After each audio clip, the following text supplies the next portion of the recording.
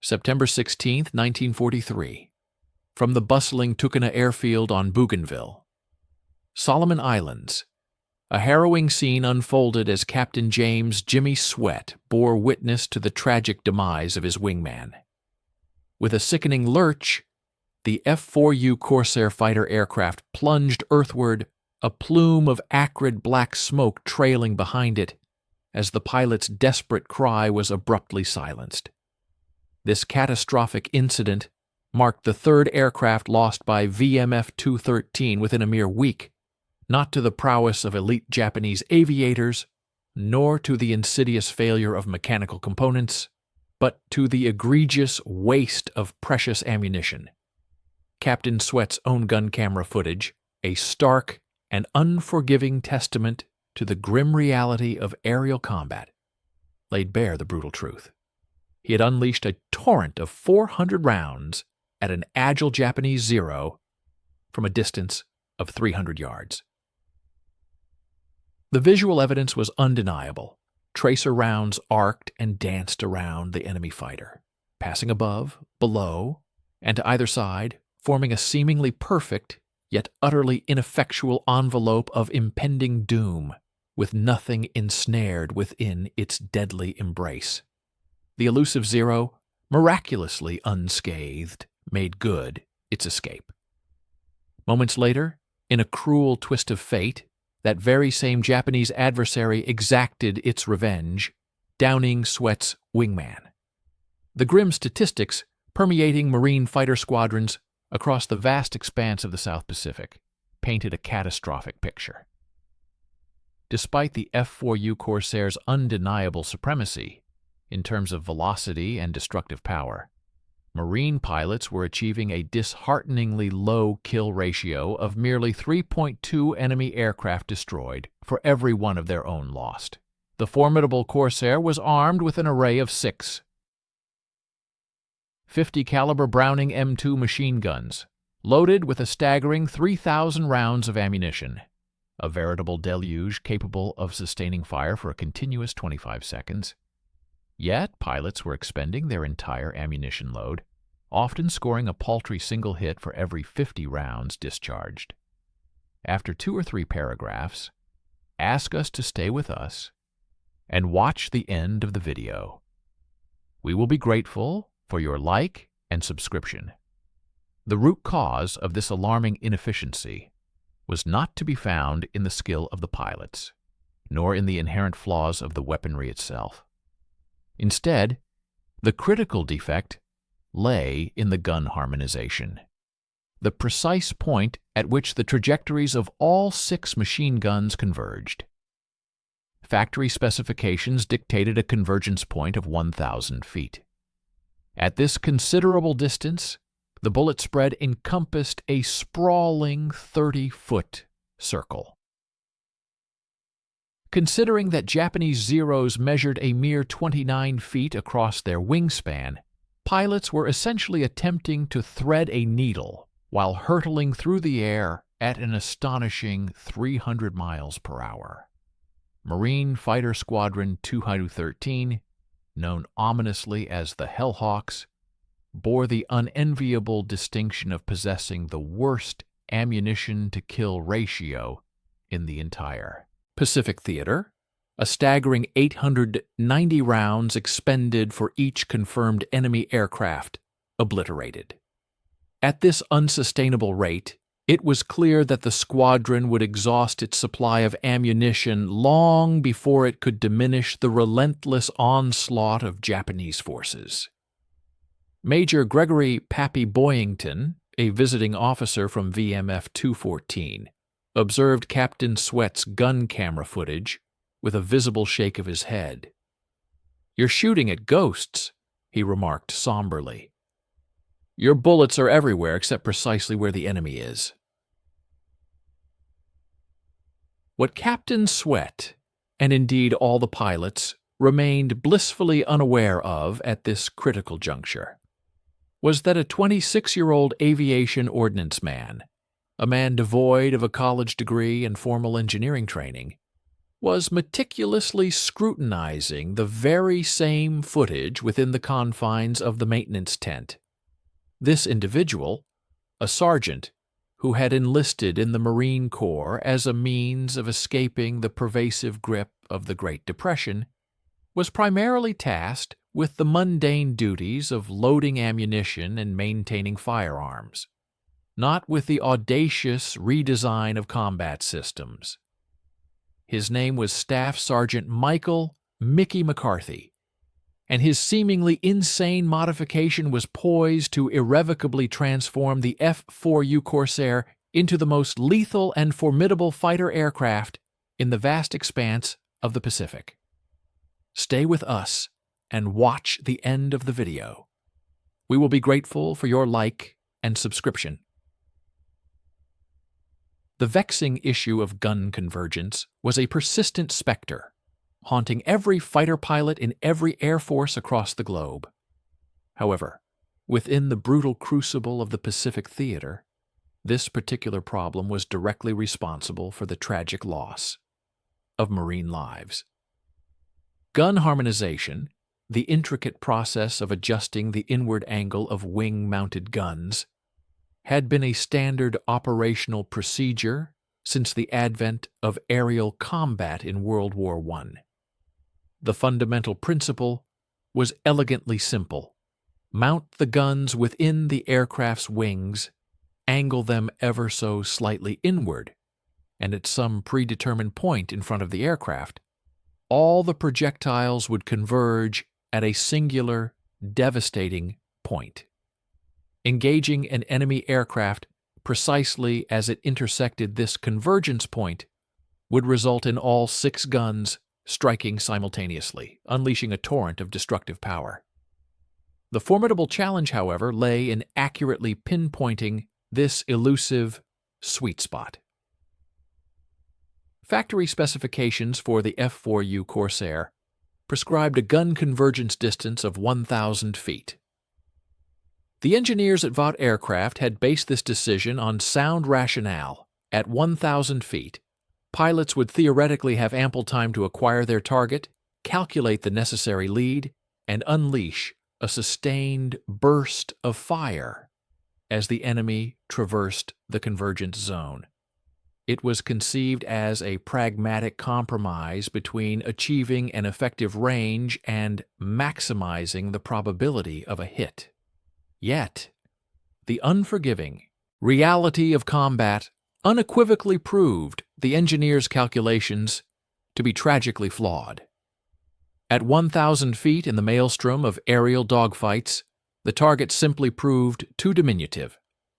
The Corsair's 6 formidable guns were splayed across a considerable 16 feet of wing. At a 1,000-foot convergence, even with impeccable aiming, the bullets formed a cone that was tight only at the precise convergence point, rapidly dispersing both before and after this critical juncture. The majority of intense dogfights typically transpired at much closer ranges, generally between 200 and 400 yards. At these closer distances, the bullet pattern expanded to a formidable 20 feet wide, allowing agile Japanese aircraft to effortlessly slip through the gaping lacunae. Marine squadrons, in a desperate bid to improve their efficacy, embarked on various experimental adjustments to their gun settings. VMF 124, for instance, attempted an 800-foot convergence. This yielded a marginally improved hit rate, but the bullet spread remained unacceptably wide. VMF 214, in turn, experimented with a 600-foot convergence, which proved more effective, yet the projectiles still dispersed too broadly at typical combat engagement ranges. The unanimous expert consensus was unequivocally clear. It was deemed impossible to set gun convergence closer than 500 feet without risking perilous gun barrel stress and severe structural damage to the aircraft's wings. The guns were mounted at acute angles within the wings, and converging them at a closer range would inevitably cause the mounting brackets to fracture under the immense forces of recoil. Wing panels would succumb to metal fatigue, and the aircraft themselves would literally disintegrate in mid-flight. Lieutenant Colonel William Millington, the operations officer for Marine Aircraft Group 11, articulated this stark reality explicitly in an August 1943 memo. Gun convergence below 500 feet unequivocally exceeds the safe structural limits for the F-4U airframe. Pilots are hereby ordered to engage targets exclusively at the optimal range. This directive in essence translated to, do not cast blame upon the equipment, rather attribute the failures to your marksmanship. However, despite such proclamations, the casualty figures continued their relentless ascent. September 1943 emerged as the most devastating month yet, with Marine fighters operating in the Solomons campaign, suffering the loss of 47 aircraft due to enemy action. A meticulous analysis of gun camera footage revealed that a staggering 78% of these losses occurred because pilots had depleted their ammunition reserves without achieving any decisive killing hits. While they did manage to strike Japanese aircraft, often inflicting dozens of non-critical impacts, the lack of concentrated fire prevented them from delivering the necessary destructive power to neutralize the threat. Japanese pilots, ever observant and cunning, began to notice this critical vulnerability. Intercepted radio transmissions, meticulously translated by Navy intelligence, included a telling exchange from September 12, 1943. The Corsairs are fast, but their shooting is weak. Their bullets scatter like rain. Stay close. They cannot hit accurately. When their guns empty, attack. The Japanese were deliberately employing a cunning tactic, baiting Corsairs into squandering their precious ammunition, then launching devastating counterattacks when the Marine pilots found themselves defenseless. The ramifications of this issue extended far beyond individual squadrons. The entire success of the Solomon Islands campaign hinged precariously on achieving undisputed air superiority. Without it, the Navy would be unable to provide adequate support for crucial amphibious landings. The meticulously planned island-hopping strategy would grind to an agonizing halt. The war in the Pacific would be prolonged by years, and the human cost would multiply exponentially. General Roy Geiger, the commanding officer of the 1st Marine Aircraft Wing, addressed his squadron commanders on September 14, 1943, with an urgent plea. We possess the finest aircraft in this theater. We are manned by the best pilots. Yet we are losing this conflict because we are utterly incapable of hitting what we aim at. I demand solutions, and I demand them now. In the face of this dire challenge, no one possessed any immediate answers. The guns functioned perfectly. The ammunition performed as designed. The pilots were undeniably skilled. The aircraft were remarkably swift. But none of these advantages mattered if the bullets failed to strike their intended targets. The U.S. Marine Corps desperately needed a miracle, and they were about to receive it in the unlikely form of an ordnance man wielding a wrench. Staff Sergeant Michael Joseph McCarthy, born on March 8, 1917, in the bustling streets of South Boston, Massachusetts, did not, by conventional appearances, resemble a prodigious problem solver. Mickey McCarthy had spent his formative years toiling in his father's garage, learning the intricacies of automobile repair. A high school dropout, devoid of a college education or any formal engineering degree, McCarthy had enlisted in the Marines during the depths of the Great Depression, drawn by the promise of steady employment and 3 square meals a day. The Corps had assigned him the role of an aviation ordnance man, the diligent individuals responsible for loading guns, maintaining complex firing systems, and meticulously cleaning up spent shell casings. By September 1943, McCarthy had served with VMF 213 for 8 months, performing his duties with quiet competence. The guns under his charge always functioned flawlessly. Ammunition fed smoothly, without a single jam or misfire. Yet he was merely an enlisted man, a sergeant, a mechanic. Tactical decisions were the exclusive domain of officers. Equipment design was the purview of engineers. McCarthy's designated role was maintenance, not groundbreaking innovation. However, McCarthy possessed an acute observational ability that had eluded both the seasoned pilots and the highly educated engineers. He meticulously reviewed every single gun camera film. He painstakingly analyzed every after-action report. He delved deep into the underlying mathematics. On September 17, 1943, following his review of Captain Sweat's latest unsuccessful engagement, McCarthy undertook an unconventional action. He requested access to the Corsair's technical manual section pertaining to gun harmonization. The armory clerk, regarding him with a bewildered expression, as ordnancemen typically did not concern themselves with engineering specifications, nonetheless handed over the manual. McCarthy devoured its contents 3 times over. He then proceeded to the flight line, clambered onto the wing of Corsair Bureau number West 17883, and meticulously measured the distance between the outboard and inboard guns, 16 feet, 3 inches. He precisely measured the angle of the gun mounts.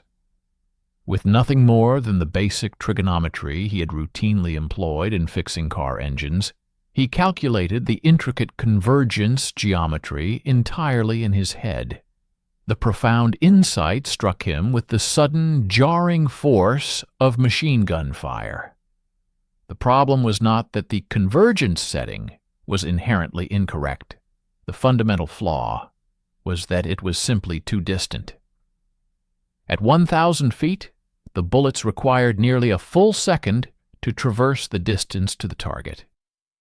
A Japanese Zero, hurtling through the air at 300 miles per hour, covered an astonishing 440 feet per second. In the time it took for the bullets to travel 1,000 feet, the target itself had shifted by 440 feet.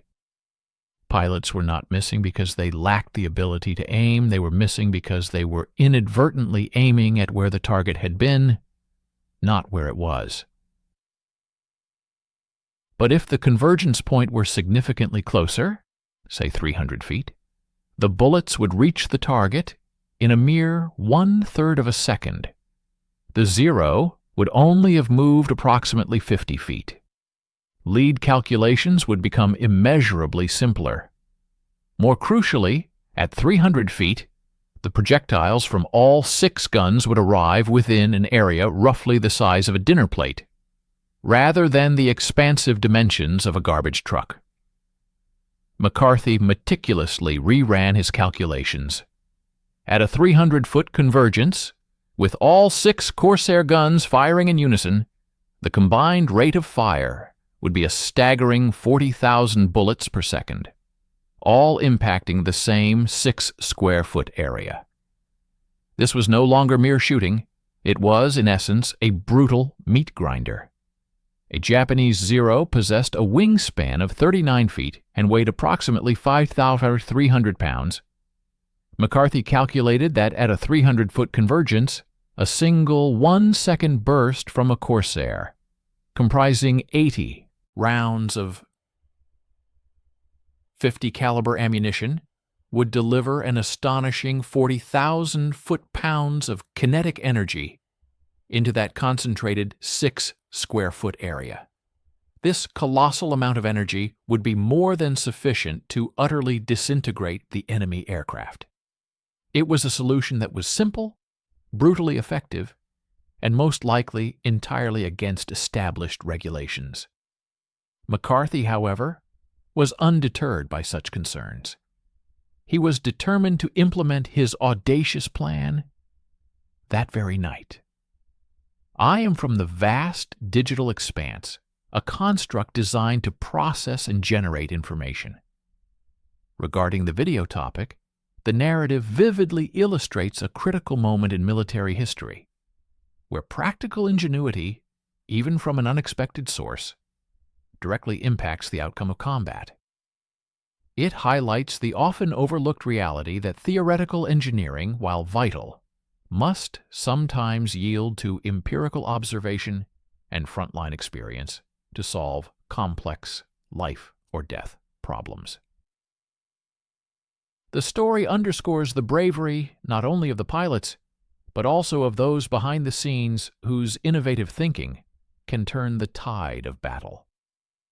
The intrepid Sergeant McCarthy, undeterred by conventional wisdom or formal protocol, resolved to implement his unconventional modification that very evening.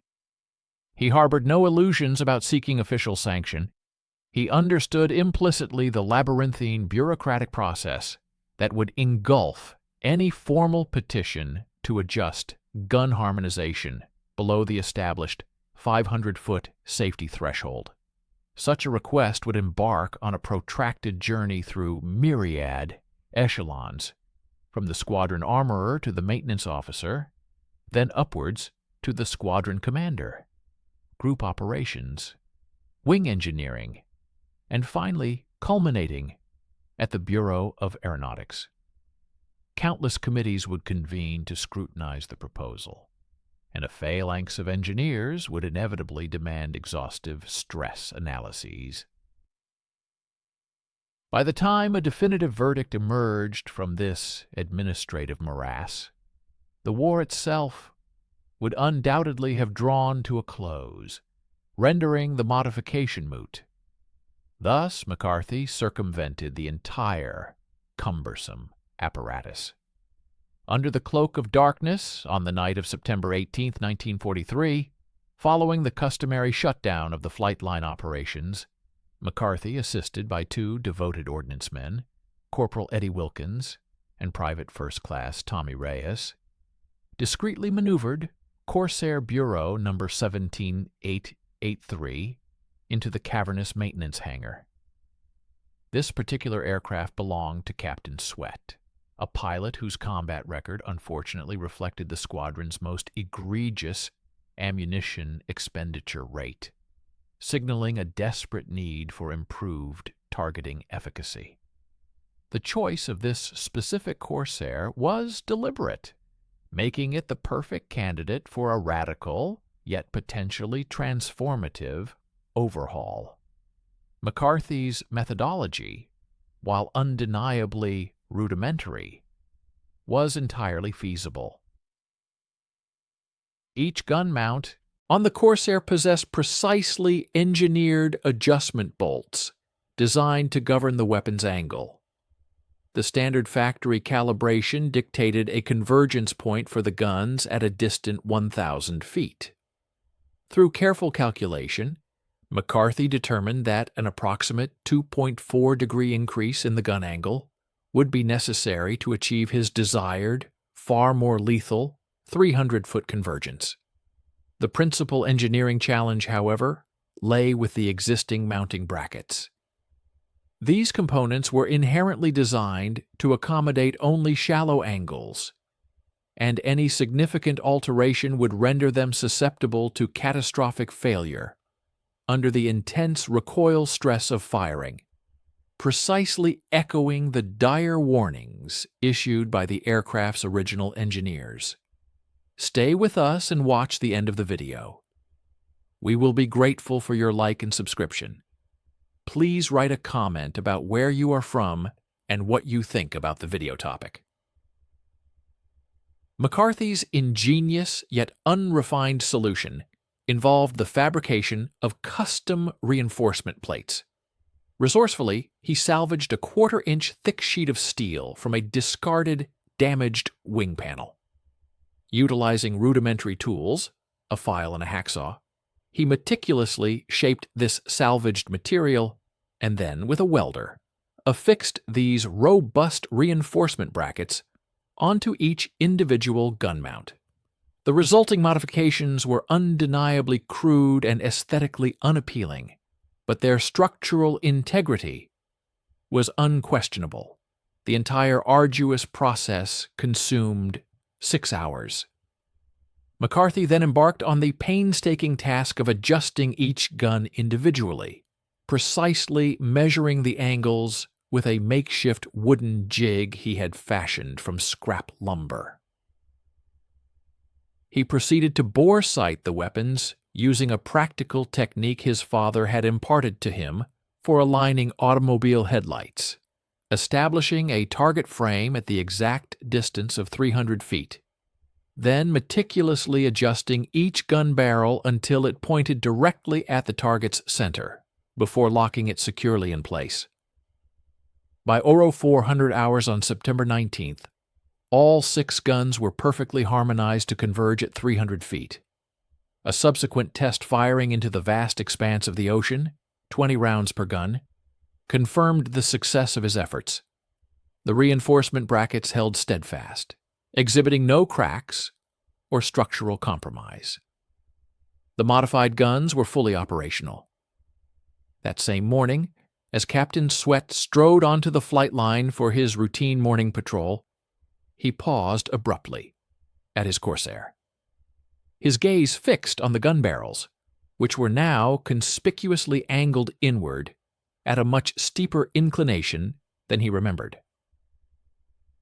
"McCarthy," Sweat uttered slowly, his voice laced with a mixture of curiosity and apprehension, "what exactly have you done to my guns?" McCarthy, ever the disciplined serviceman, snapped to attention. "Sir, I adjusted your gun convergence," he replied, his tone unwavering. "To what distance?" Sweat pressed, his eyes widening discernibly as McCarthy stated, 300 feet, sir." A palpable tension filled the air. 300 feet. "The manual says," Sweat began, but McCarthy interjected, "I know what the manual says, sir."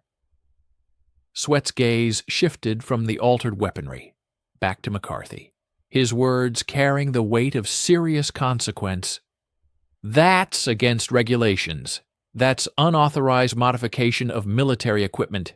That is illegal." McCarthy met his superior's gaze unflinchingly, simply responding, "Yes, sir." Sweat then articulated the grave implications. "If this doesn't work, I'm court-martialed for flying an unsafe aircraft. You're court-martialed for sabotaging equipment." Again, McCarthy's resolute answer was, "Yes, sir." Captain Sweat contemplated the guns for an extended moment, his mind racing through recent grim memories. He recalled the tragic sight of his wingman spiraling into the dense jungle just 3 days prior, and the agonizing futility of expending 400 rounds at a single zero with absolutely no hits. He also remembered the unsettling Japanese radio intercepts, boasting, "Their bullets scatter like rain."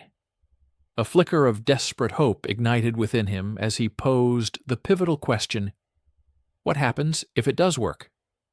McCarthy allowed himself a faint, knowing smile.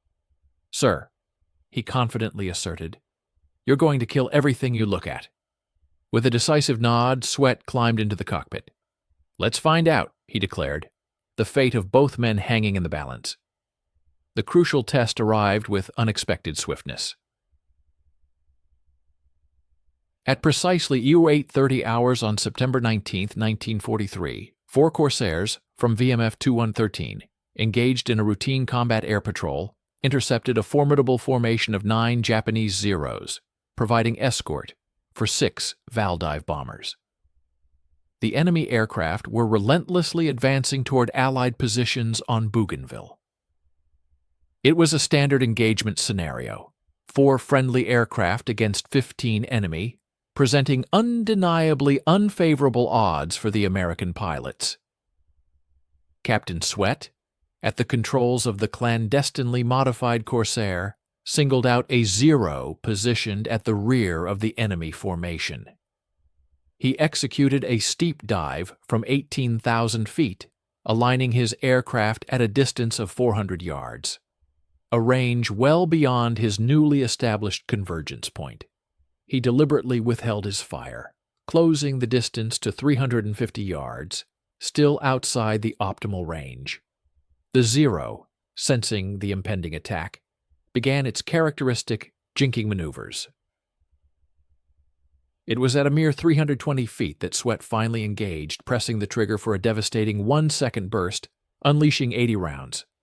The 0 did not merely sustain hits, it utterly disintegrated. Its entire tail section sheared off with violent force.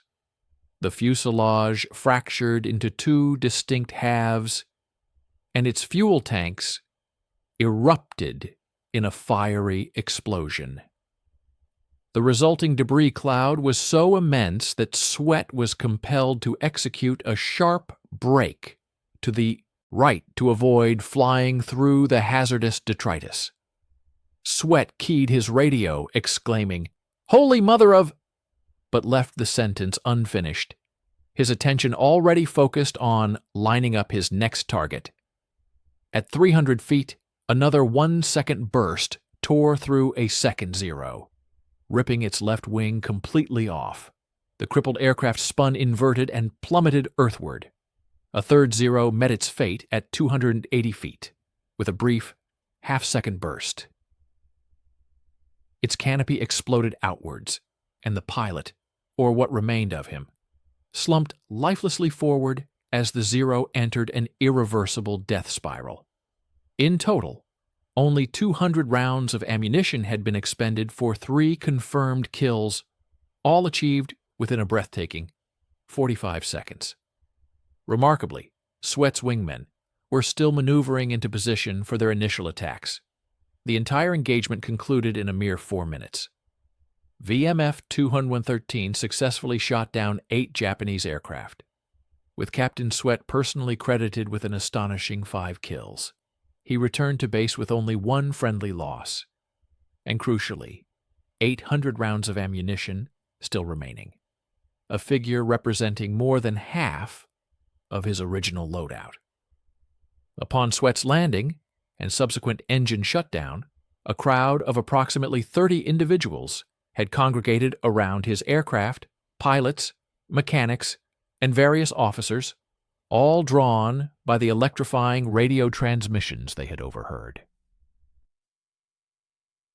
A hushed silence pervaded the scene as they collectively stared at the gun barrels, their inward angle a stark testament to the audacious modification. Major Wade Britt, the VMF 213 squadron commander, approached McCarthy directly. "Sergeant?" Britt inquired, his voice betraying a hint of astonishment. "What did you do to Captain Sweat's guns?" McCarthy responded with his customary directness. "I adjusted the convergence to 300 feet, sir." 300 feet? Britt's voice remained flat, betraying no emotion. "You're aware that's below the structural safety limit?" "Yes, sir." "You're aware you modified squadron aircraft without authorization?" "Yes, sir." "Did you file a modification request with Group Engineering?" "No, sir." The hangar immediately erupted into a cacophony of voices. Lieutenant Colonel Millington, the operations officer who had personally authored the directive prohibiting gun convergence below 500 feet, forcefully pushed his way through the gathering crowd. "This is a direct violation of my orders," he bellowed. "You cannot set convergence at 300 feet. The mounting brackets will fail. The wings will develop stress fractures. This aircraft is unsafe for flight." Major Britt calmly raised a hand, attempting to quell the outburst.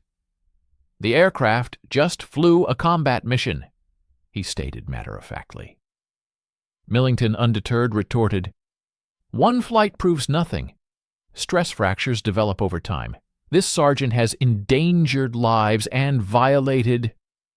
Captain Sweat abruptly cut him off, his voice charged with conviction. "Sir, I just shot down 5 Japanese aircraft with 200 rounds. Before today, I needed 400 rounds to maybe hit one." Millington, frustrated, exclaimed, "That's not the point." Sweat pressed his advantage. "I still have 1,800 rounds left. I could have killed 10 more. The point is, regulations exist for safety reasons," Millington insisted, trapped in a bureaucratic mindset. Another pilot, Lieutenant Robert Hansen, stepped forward, emboldened by Sweat's success. "Sir, permission to have my guns modified the same way," he requested. "Denied," came the swift, unyielding response. "Sir," Hansen persisted, his frustration evident, "we're dying out there because we can't hit anything. McCarthy just proved," Millington interjected, his voice dripping with disdain.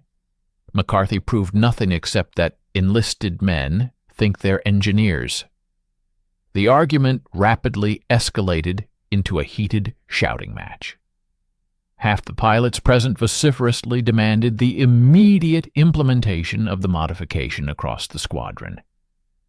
Conversely, the engineering officers vehemently cited structural limits, safety regulations, and the inviolable chain of command.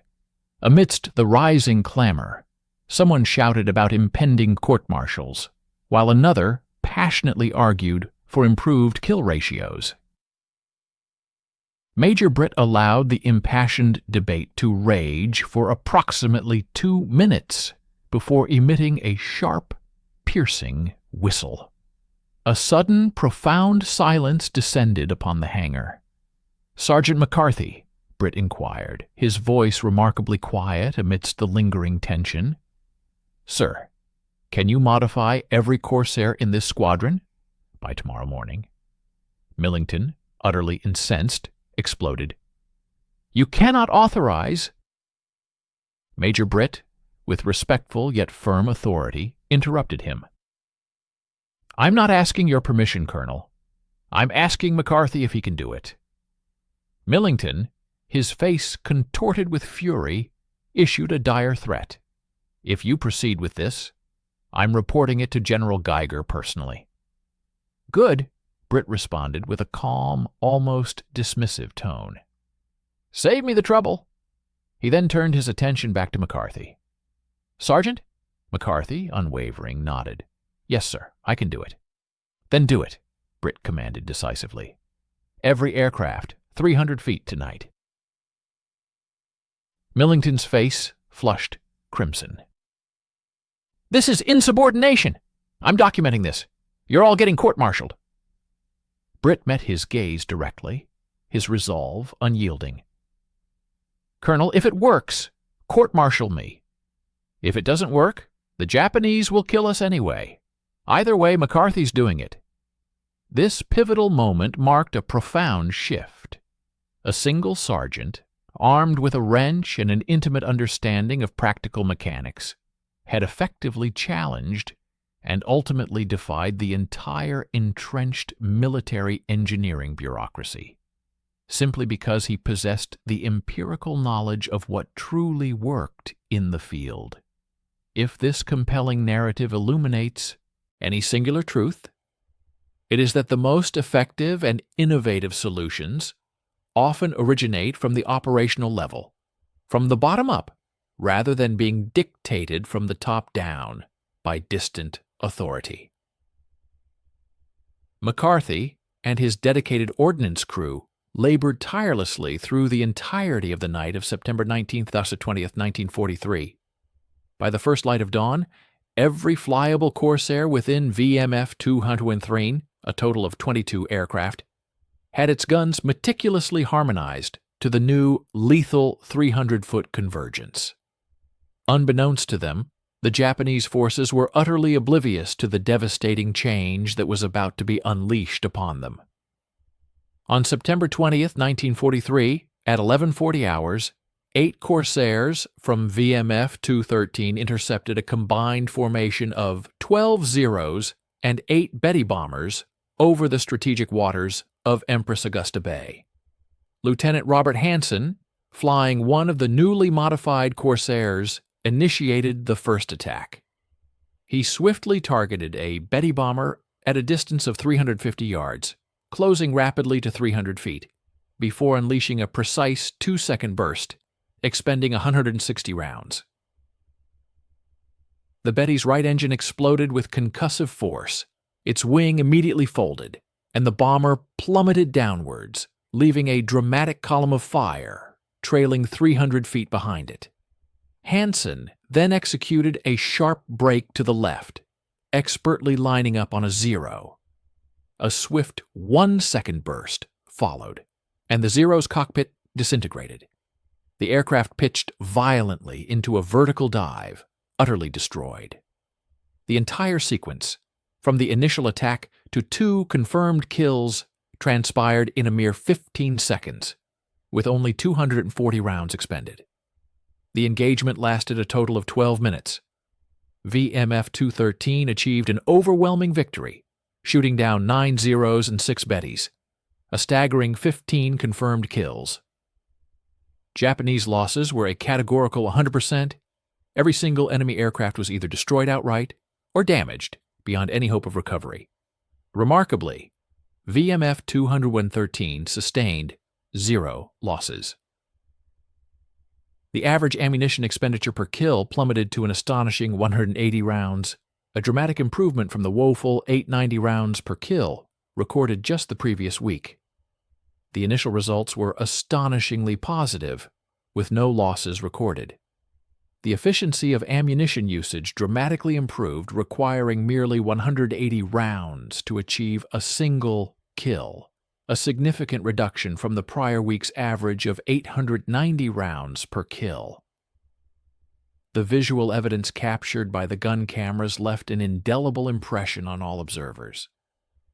When harmonized to a 300-foot convergence, the F-4U Corsair's formidable array of 6 machine guns projected a distinct, incandescent column of tracer rounds, akin to an unwavering beam of destructive energy. Enemy Japanese aircraft were not merely struck, they suffered catastrophic, instantaneous explosions. Their wings were violently torn away, tail sections fractured into fragments, and cockpits collapsed inward. The sheer density of this concentrated barrage was such that the structural integrity of the target aircraft failed completely, even before the full impact of the ammunition had been delivered. News of this groundbreaking adjustment disseminated with remarkable alacrity throughout the squadrons. By September 22nd, an urgent demand for the modification had been issued by every Marine fighter squadron operating in the Solomon Islands. Just 3 days later, on September 25th, the renowned VMF 214, famously known as Pappy Boyington's Black Sheep Squadron, had fully implemented the 300-foot convergence. By the advent of October 1st, the innovative gun harmonization technique pioneered by McCarthy had been universally adopted across every F-4U Corsair deployed within the vast expanse of the Pacific Theater. Please stay with us and watch the end of this video. We would be grateful for your like and subscription. Also, consider leaving a comment about where you are from and what you think about this compelling topic. The impact on kill ratios was immediate and profound, transforming combat dynamics virtually overnight. Prior to the implementation of this crucial modification, VMF 213 recorded a kill-to-loss ratio of 3.2 enemy aircraft downed for every Corsair lost. The average ammunition expenditure stood at a substantial 890 rounds per kill, contributing to a combat effectiveness rating of 64%. Following the modification, VMF 213's performance surged dramatically, achieving an impressive kill-to-loss ratio of 11.3:1. Concurrently, the average ammunition expenditure plummeted to an efficient 190 rounds per kill, elevating their combat effectiveness rating to an exceptional %. On October 17, 1943, Captain James Sweat found himself in a harrowing aerial engagement over Lavella, confronting a formation of 6 Japanese Zero fighters. With remarkable skill and precision, he successfully dispatched all 6 enemy aircraft within a mere 4-minute span, utilizing only 980 rounds of ammunition. Upon his return to base, he still had a substantial reserve of 1,320 rounds, an amount theoretically sufficient to neutralize another half-dozen adversaries. Later, on November 11, 1943, Lieutenant Robert Hansen demonstrated equally exceptional prowess, bringing down 5 Japanese aircraft during a single combat sortie, expending a total of just 750 rounds. His remarkable day continued as he subsequently landed, efficiently rearmed his aircraft, took to the skies once more, and proceeded to eliminate 3 additional enemy planes during a subsequent afternoon mission. The dramatic shift in combat effectiveness was not lost on the enemy, who observed it immediately. A captured Japanese pilot, subjected to interrogation by Marine intelligence operatives on October 24, 1943, offered poignant testimony regarding the alarming transformation. He stated, "The American Corsairs underwent a profound alteration. Previously, we possessed the ability to evade their scattered bullet streams. However, when they engage now, evasion is utterly impossible. Their projectiles resemble an impenetrable, solid barrier. Should they target you, demise is inevitable. We have come to refer to this phenomenon as concentrated death." Consequently, Japanese pilots received explicit directives to circumvent direct engagement whenever feasible. Should an encounter prove unavoidable, the chilling instruction was to deliberately ram the formidable Corsair, accepting a desperate suicidal attack, rather than face the certainty of being shot down by its devastating firepower. Further corroboration of this tactical shift emerged from an intercepted Japanese radio transmission on November 3, 1943, which disseminated a stark warning to all operational units. The message conveyed, "The American fighter aircraft are now equipped with novel weaponry. Their suppressive fire exhibits a laser-like concentration. Consequently, all prior evasion tactics have been rendered utterly ineffective. It is imperative to avoid engaging Corsairs at altitudes below 500 meters. I reiterate, do not engage." This critical modification proved instrumental in preserving countless lives on a truly massive scale. Within the pivotal period spanning September 20th to December 31st, 1943, Marine Corsair squadrons operating within the Solomon Islands achieved an astonishing total of 487 confirmed downings of Japanese aircraft, while suffering the loss of only 43 Corsairs themselves. This translated into an exceptional kill ratio of 11. 3:1, a figure that precisely mirrored the Corsairs' impressive overall performance throughout the entirety of World War II. Furthermore, ammunition efficiency witnessed a staggering improvement of 368%. Marine pilots were now consistently completing their combat sorties with a surplus of rounds, a stark contrast to their previous predicament of frequently going Winchester, running completely out of ammunition, and consequently becoming dangerously vulnerable. A direct and immensely significant consequence was the dramatic surge in pilot survival rates. Prior to the implementation of the modification, Marine fighter pilot losses tragically averaged 4.7 killed in action, KIA, per week. Following the widespread adoption of the adjustment, this grim statistic plummeted to a mere 1.2 KIA per week.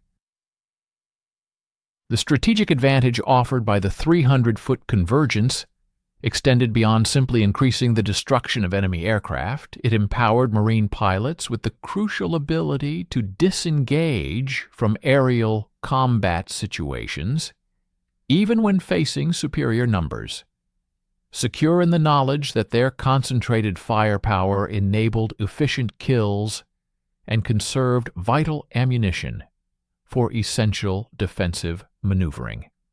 On January 3, 1944, Major Gregory "Pappy" Boyington, piloting one of these newly modified Corsairs, achieved a monumental milestone by shooting down his 28th Japanese aircraft, thereby equaling the distinguished World War I record set by Eddie Rickenbacker.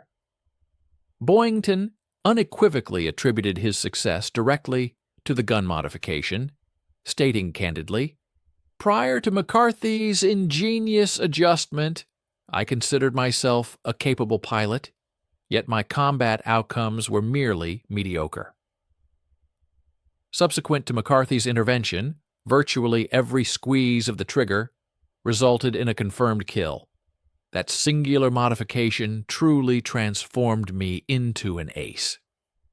By February 18, 1944, the Marine Corps formally recognized the immense efficacy of the 300-foot convergence, officially adopting it as the standardized practice for all F-4U Corsairs.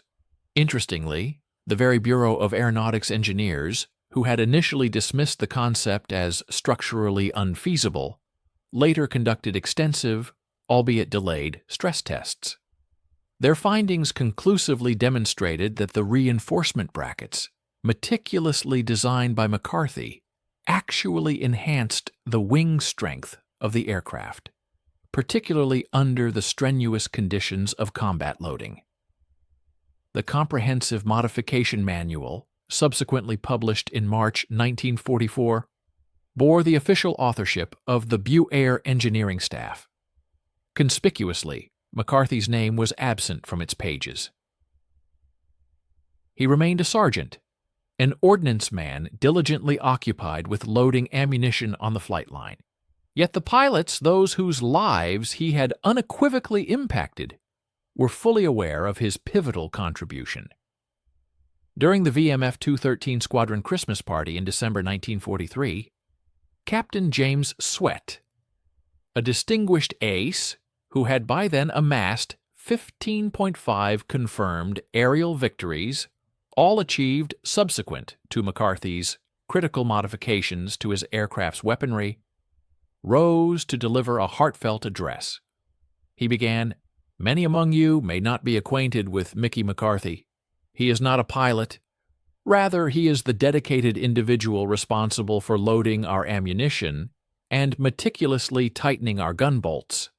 Nevertheless, my continued existence today is solely attributable to Mickey, who, in a display of remarkable conviction, disregarded official directives and acted upon what he knew to be correct, rather than merely adhering to authorized procedures. I personally achieved the feat of downing 5 Japanese aircraft in a single mission, because for the first time, my guns accurately struck their intended targets. Every pilot in this squadron is indebted for their very lives to a sergeant who dared to believe his judgment surpassed that of the engineers. As it transpired, he was unequivocally correct. Sweat then gracefully hoisted his glass, proposing a toast to Mickey McCarthy, the most lethal Marine who never once pulled a trigger. The assembled company responded with an overwhelming eruption of applause. McCarthy, clearly discomfited by the attention, remained at the rear of the room. Modestly waving them off and softly murmuring, I merely adjusted a few bolts. Those seemingly simple adjustments, however, were credited with preserving an estimated 800 marine lives within a mere 4-month period. One modification, he reflected, 800 lives saved. The F-4U Corsair, already a capable fighter, was transformed into the Pacific Theater's most formidable and lethal aerial platform, all because a solitary sergeant possessed the profound courage to challenge and ultimately supersede the pronouncements of established experts.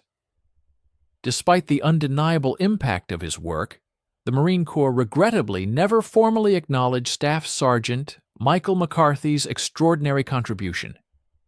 No medal ceremony was ever convened, no promotion to officer rank was bestowed upon him, nor was any official commendation entered into his service record. The official modification manual issued by the Bureau of Aeronautics conspicuously attributed the innovative 300-foot convergence design to comprehensive engineering staff analysis and rigorous field testing. McCarthy's name, the true architect of this pivotal advancement, remained absent from the document. Yet he appeared largely unconcerned by this lack of official recognition. Following the cessation of hostilities, McCarthy honorably mustered out of the service in December 1945 and subsequently returned to his hometown of Boston.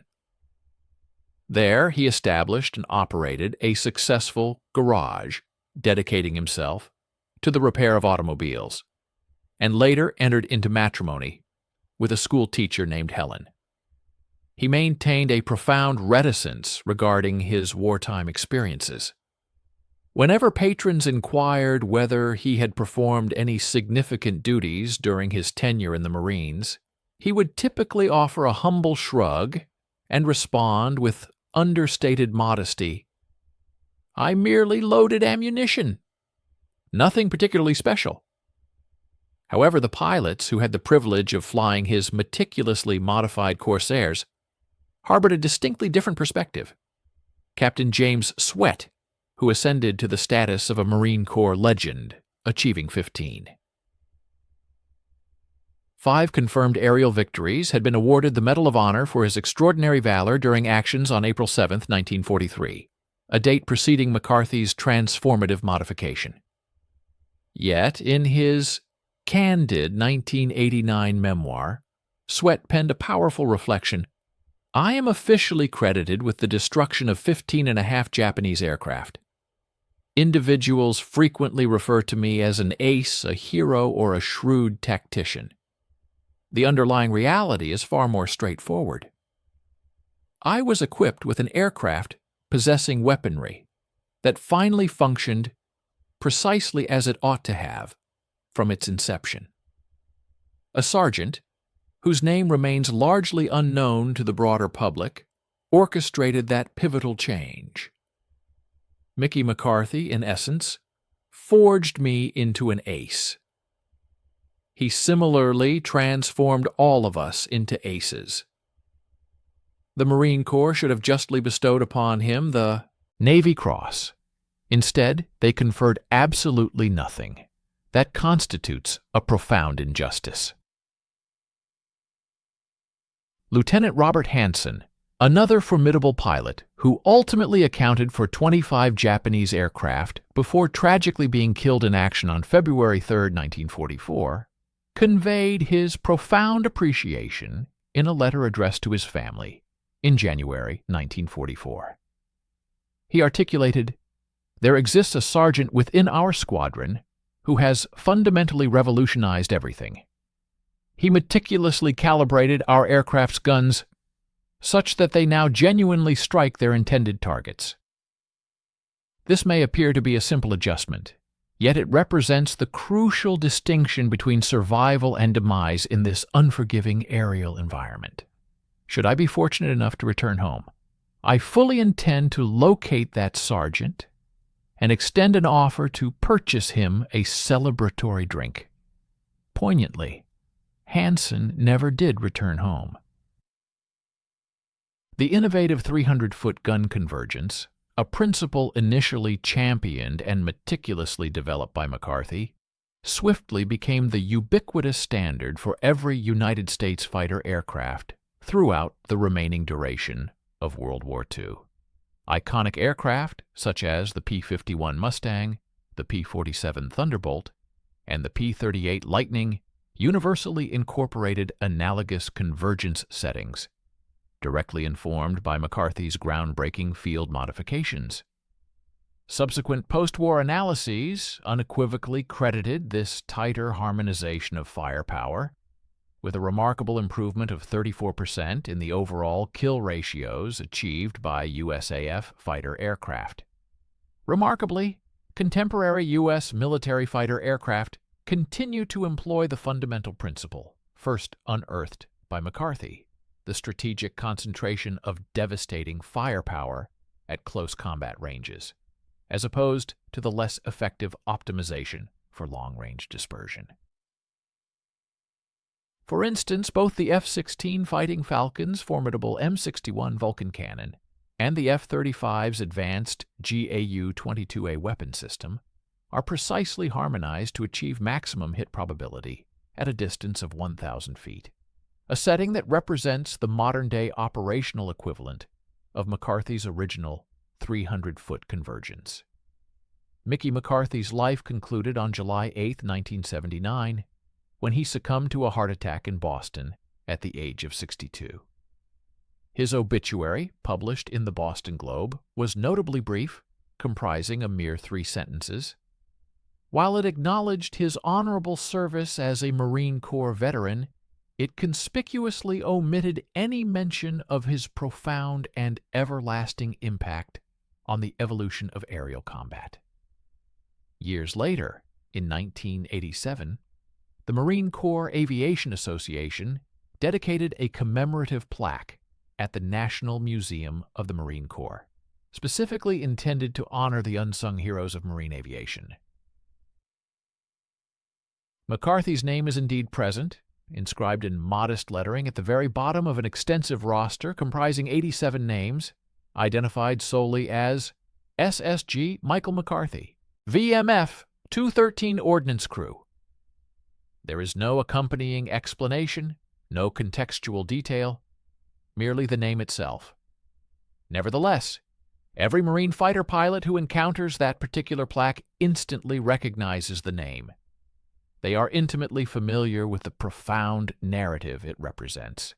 They comprehend that, on occasion, the most formidable warriors are those individuals who never personally discharged a weapon in combat. Furthermore, they understand that the most lethal instruments are not always the firearms themselves. Rather, they are sometimes the skilled individuals possessing the profound knowledge of how to ensure those weapons function with unparalleled efficacy. Let us always recall the indelible legacy of Mickey McCarthy. Let us remember that true courage is not exclusively manifested through the act of pulling triggers. Sometimes it resides in the precise and deliberate adjustment of those very triggers. Let us recognize that the most effective solutions rarely emerge from rigid adherence to established regulations. Instead, they often originate from the profound wisdom of discerning precisely when to judiciously transgress those rules. Let us acknowledge that an individual's military rank does not inherently dictate who possesses the most accurate solution. Rather, it is the tangible results that ultimately validate the correctness of an answer. The F-4U Corsair did not merely attain its remarkable 11.1 kill ratio simply because it boasted exceptional speed or formidable power. It achieved that extraordinary kill ratio fundamentally because a single determined sergeant critically examined a pervasive problem that others had passively accepted, and he resolutely refused to tolerate it. An estimated 800 Marine lives were preserved, allowing these individuals to return home, all because Mickey McCarthy possessed the profound practical skill to wield a wrench effectively. In essence, that wrench, in his capable hands, proved to be the decisive weapon that helped secure victory in the war.